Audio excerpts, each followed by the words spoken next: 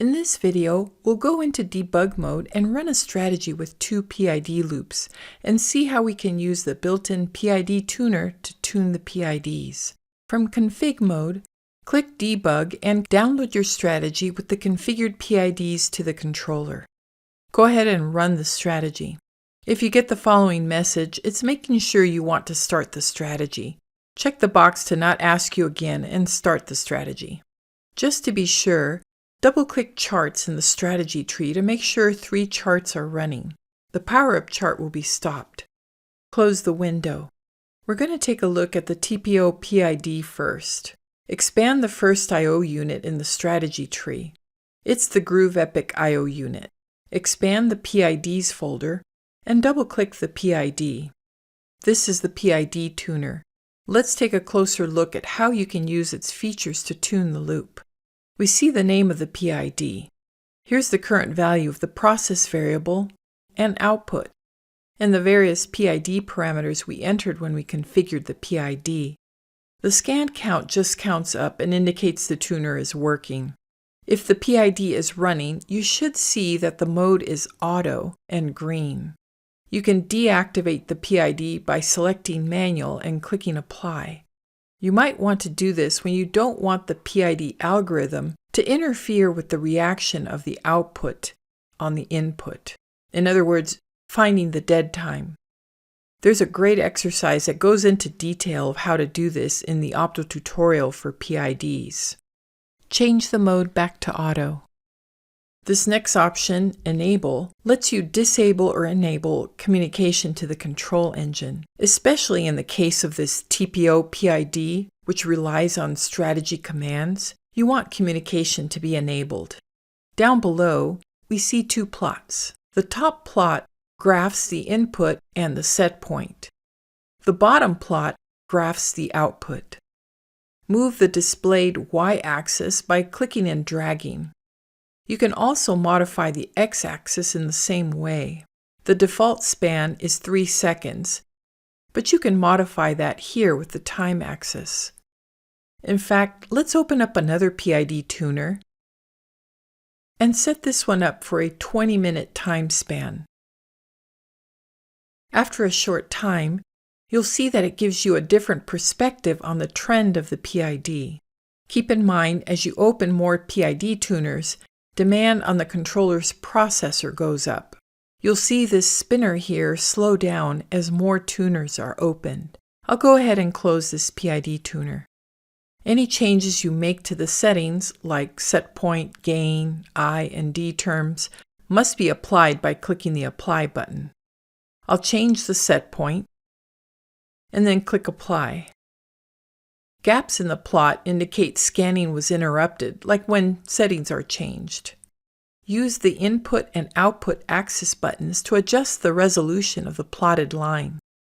The default is 100%. We see more detail if I choose 10%. Not as smooth as it looked like before. Let's set it back to 100%. Going over to the data, click on Cursor. A red cursor appears indicating the XY values of where it intersects the input plot.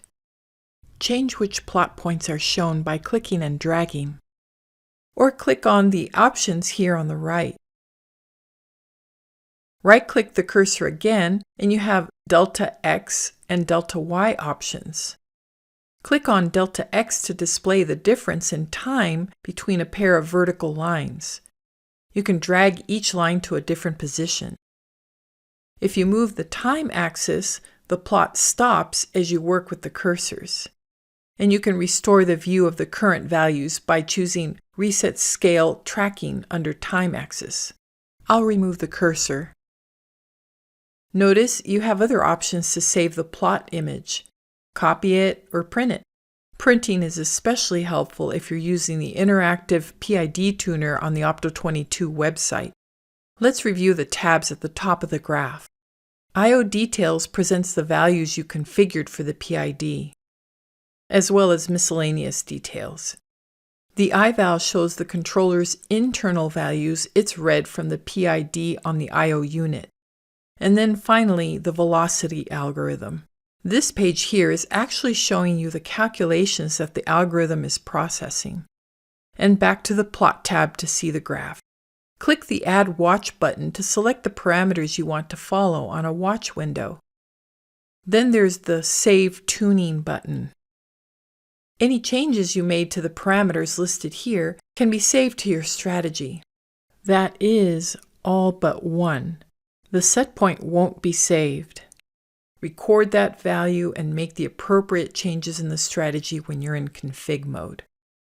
By clicking Yes, the changes are saved to the strategy, but they aren't written to the I/O unit until the strategy is downloaded to the controller again and run. The other important thing to note is that the changes are not saved to the I/O unit's flash memory. Saving the changes to flash memory is important in case power is removed and then restored. The I/O unit retains any configuration changes you've made. This applies to Groove Epic, Groove Rio, and SnapPAC I/O units. To store the changes, double-click the I/O unit from the strategy tree. Click the Information tab, and click the Store button to store the configuration to the I/O unit's flash memory. For now, I'll click No. This type of PID uses PAC control commands to get the PID output and then sends it to the digital point with the TPO feature. I'll close this PID and then open the other PID. This one was configured on a Groove Rio. The Groove Rio is an I/O unit with both analog input and analog output points on the same I/O unit. The advantage of this type of PID is that after the strategy is started, the PID doesn't depend on the controller or strategy. This frees up the controller's processor for other tasks. And you can tune this PID the same way you did the previous PID. One last concept regarding PIDs in debug mode. If later you download and run a different strategy to the control engine, you'll receive a warning message, -700, in debug mode, reminding you that a PID loop is still running and it may conflict with the new strategy. To turn off this PID loop and you're using Groove I/O on a Groove Epic, start Groove Manage and reset I/O to defaults.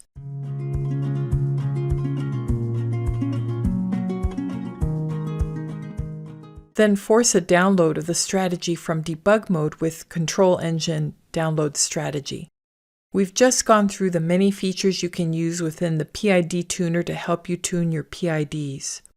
For more detailed information about PIDs, check out the PID Opto tutorial that's available from the Opto 22 website.